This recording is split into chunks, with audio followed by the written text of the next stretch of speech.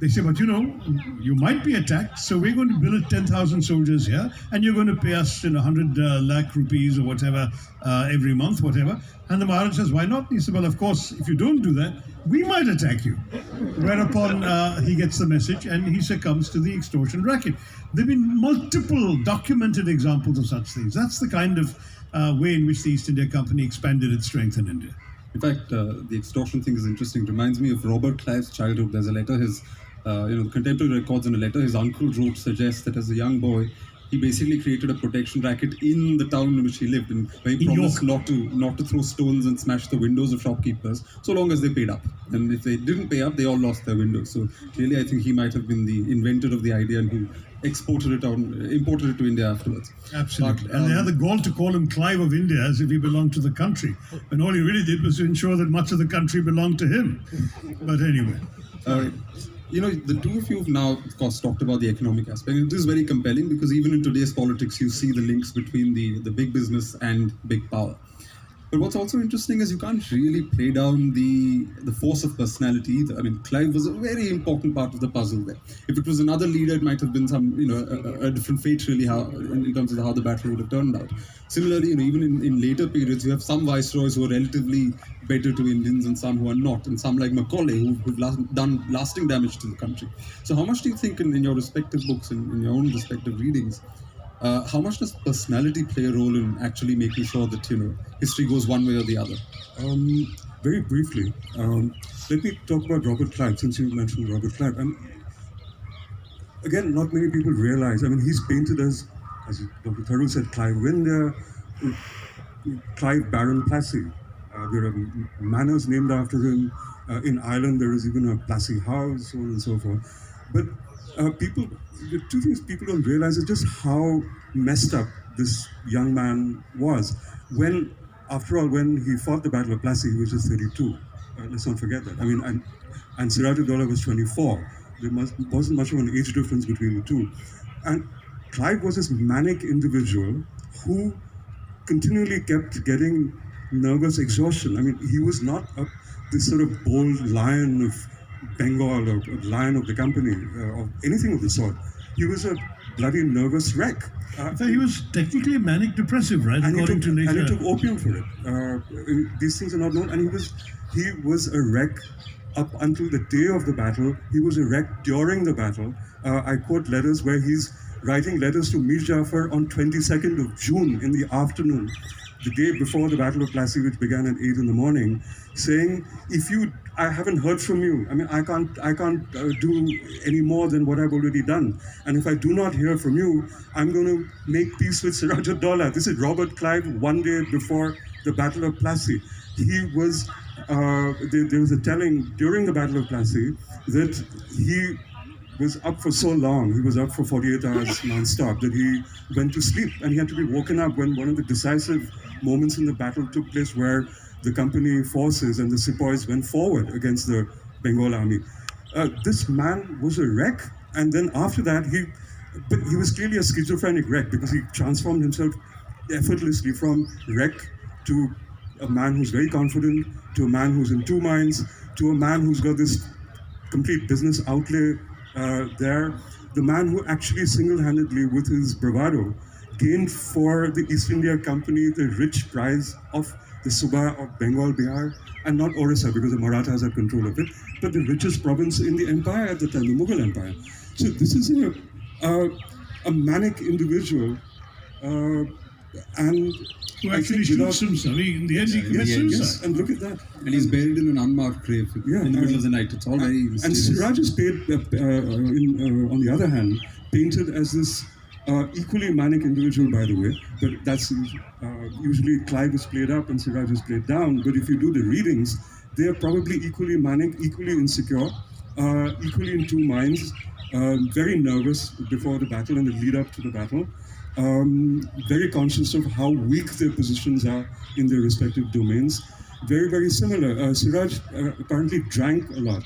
and gave it up on the deathbed of his grandfather, Ali Bedri Khan. But otherwise, with the womanizing, with the gallivanting, and with the carousing, and the nervousness and the schizophrenia, pretty much Clive.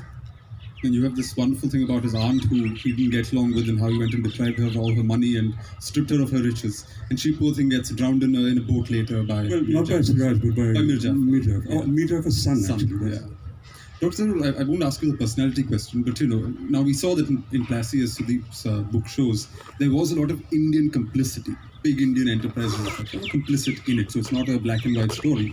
In your book, one of the criticisms that has come through is that the British Empire was, for many Indians, if not Indian elites, if not Indian kings, if not Indian power centers, for many Indians who are subaltern or Indians or marginalized Indians, the British Empire was a force that gave them access to a slightly more level playing field, slightly fairer situations. I'm talking about, say, Mahatma Phule, the grandson of a gardener who managed to get into a missionary school, and that's how he became who he did. Even in Ambedkar, for example.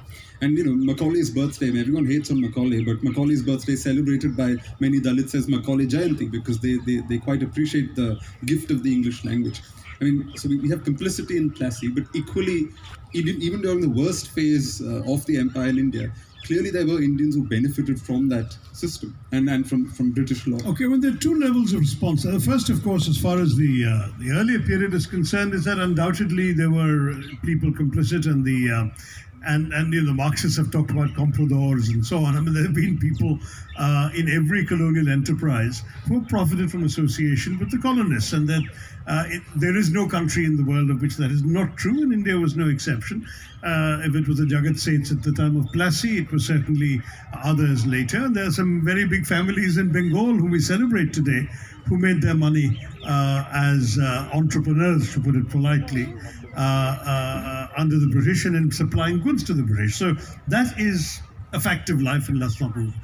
Your larger point, and particularly applicable, I would say, to the later period, the sort of the last century of British rule, is a valid one, that for some historically subjugated communities, British education was available in a way that the equivalent kinds of education might not have been available. In other words, had we had a system in which Dalits and people of that sort of deprived background had the kind of access to the education system that was theoretically possible under the British, then perhaps social change could have come faster. And I'm not denying that argument, but I'm saying it is possible to overstate that argument. I'll give you 2 or 3 classic examples.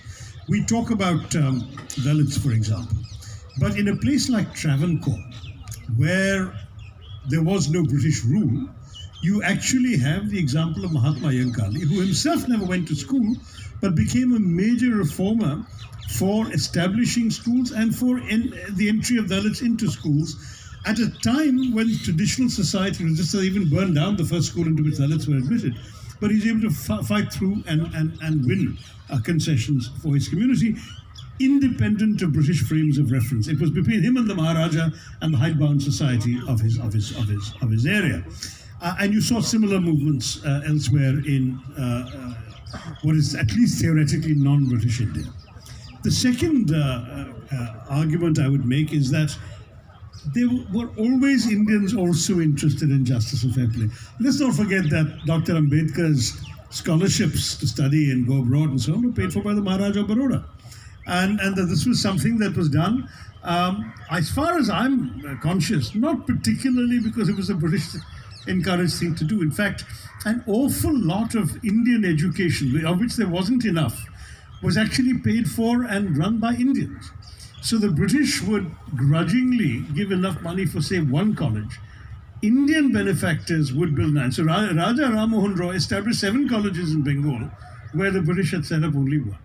So I do want to stress that we shouldn't back off from acknowledging some of the good things Indians also did that were not necessarily made possible by British largesse alone. And on caste, in fact, we've got a long tradition of descent in Bhakti literature, which predates anything that's colonial. Now, coming to the final point, which I think is directly connected to the title of the session, we live in times when there's lots of hyper-nationalism, there's a sense of seeking your identity. The country's still trying to figure out what our cultural, images, our self-images, and trying to shape it. We're all writers in the language that is English. Increasingly, there's all these debates that periodically come up on language, for example. But beyond that, on a broader level, what do you think this appetite for history that we're seeing at the moment, this appetite for history books, this appetite for sort of understanding the Raj, even earlier histories, where do you think it stems from? Is it part of our seeking out a cultural identity, or do you think it's just a healthy part of the evolution of our society? Both of you. You've answered the question brilliantly yourself by asking it the way you have. Sorry, were you? No, I agree with you, Sudeep. I was going to say something similar, and that these two gentlemen are actually very much part of the cause. I mean, you can't just have an interest in history unless you've got something to help fuel it. And when you read histories written as entertainingly and insightfully as Manu's, and I'm sure Sudeep's, I have to confess, I haven't yet read the Plassey book, though it is on my shelf and is awaiting my attention. I would say that from what I've heard about his writing and about Manu's, what he's trying, and now Dalrymple is the other voice today, popular writing about Indian history has served two or three purposes. First, the books are good, they're well written, they're entertaining, so people enjoy reading them. Second, they're eye-opening, partly at a time when history has become part of contested territory in our contemporary politics, where interpretations and reinterpretations of the past are being peddled and fought over by major political parties. It would be interesting to have a version of history that is accessible to the non-scholar that helps shape your own opinions on these matters. So I'm not surprised, for example, that in the wake of the books we're talking about, you've seen volumes on Aurangzeb, volumes on Shivaji, volumes on Akbar, on Dara Shikoh.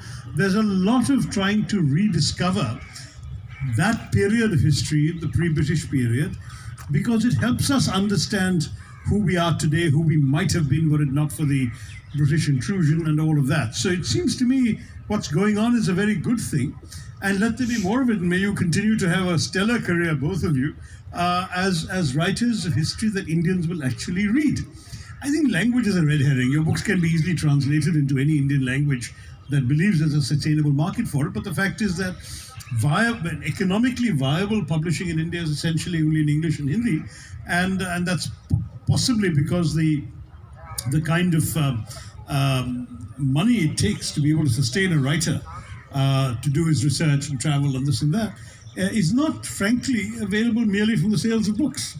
So you actually need a bigger ecosystem, and fortunately, I think all of us have had the privilege of being part of that.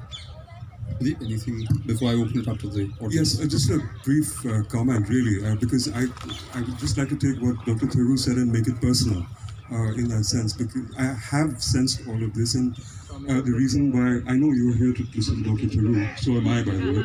No, so am I, for the record. So now you better read my book. I have a copy for you now. But seriously, there is all of what Dr. Tharoor said. There is all of what Manu prefaced the question with. And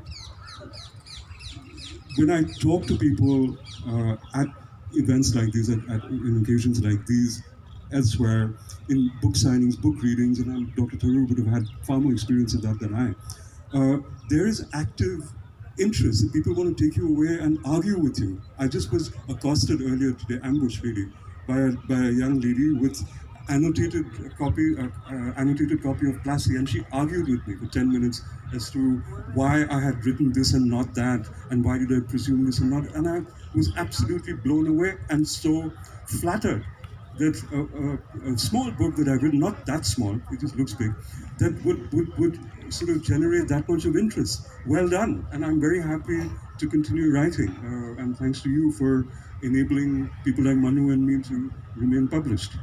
Good to reclaim history, right in the shade of the Victoria Memorial. There's poetic justice there. So we'll open up to audience questions now, and I don't know if there's a mic going around, if there's a volunteer here.